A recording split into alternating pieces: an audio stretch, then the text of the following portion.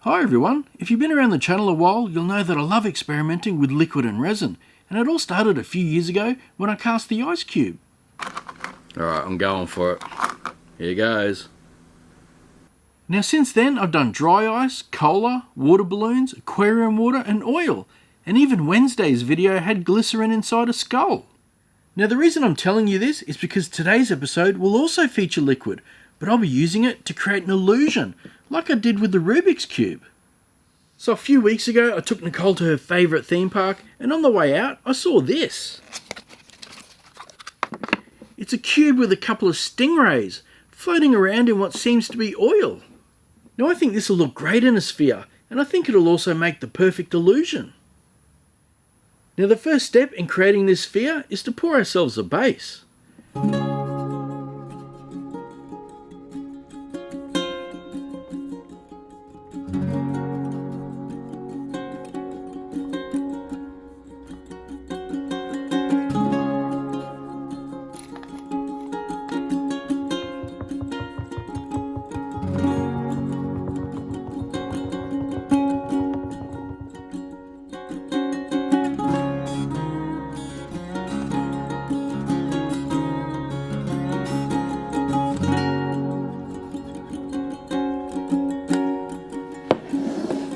So my resin's all set and it's time to glue down the cube. Now for that, I'll be using some UV resin.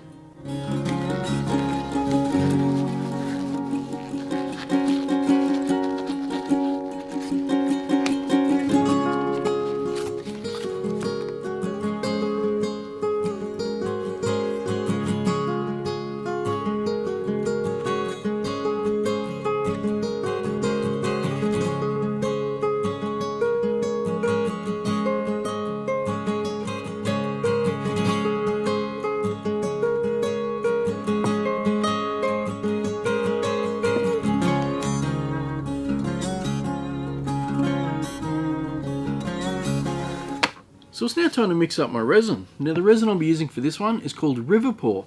Now the reason I'm using this resin is because it's a deep casting resin and it cures at a low temperature. That way we're not going to melt this plastic cube. Now if you want to try this resin for yourself, there's an affiliate link in the description, and if you use code BENSWORX10 you'll also get yourself a discount.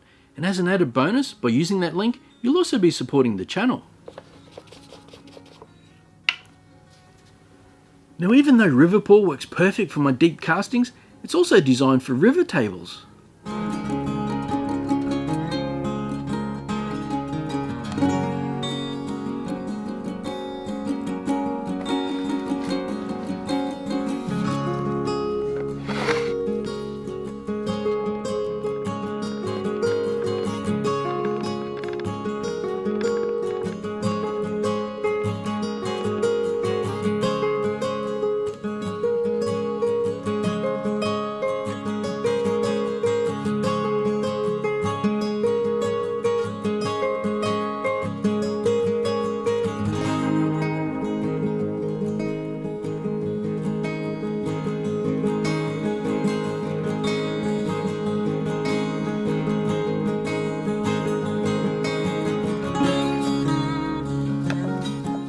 I'm now going to put this in the pressure pot to cure, and I'll be able to demold it after 72 hours.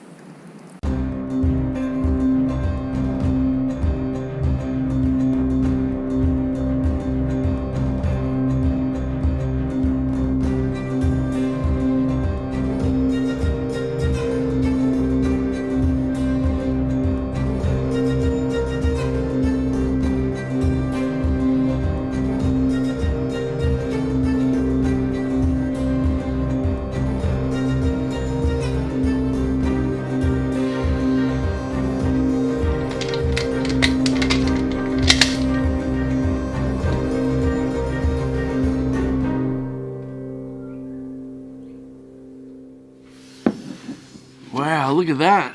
That's absolutely perfect. So all I have to do now is get it out of this container onto a waste block and start spinning it on the lathe.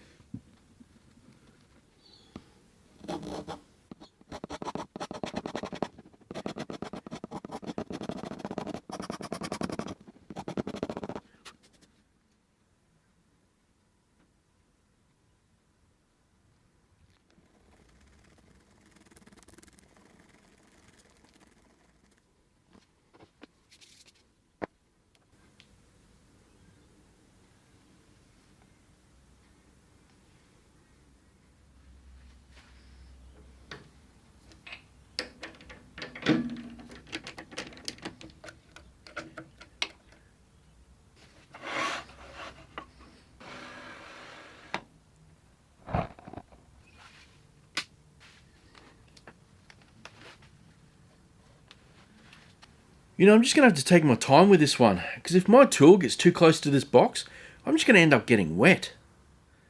Now before I start turning, there is one thing I need to do, and that is mark the center of this box.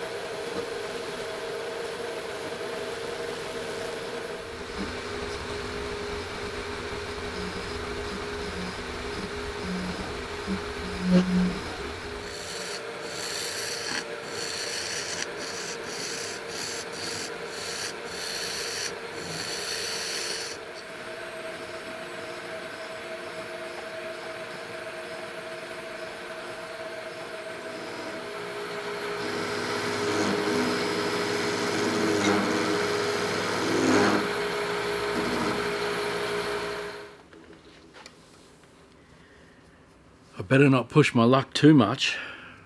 It's getting quite thin.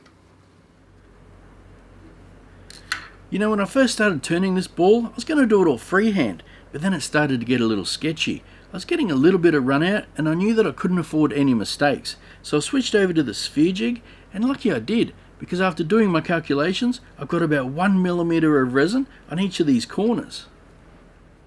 So this is normally the part where I cut it off my waste block, put it between my cups and clean up the bottom. But it's just been so much easier to sand these spheres while they're still attached. So I'm going to do that now, and then once I'm done, I'll be able to part it off and clean it up.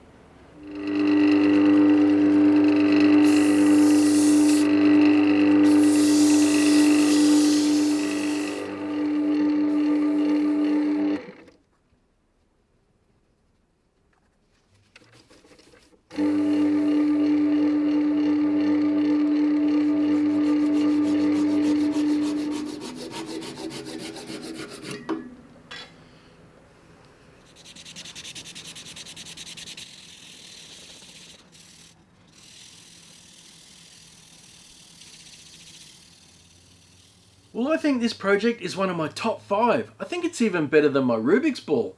Now I know a lot of you guys are going to ask for this one, but to be honest, I'm not going to make another one. This one is going to stay a one of one. Now normally I'd put it in my Etsy store, but I've been getting a lot of messages lately where people who don't get to my videos until the next day or the day after are missing out.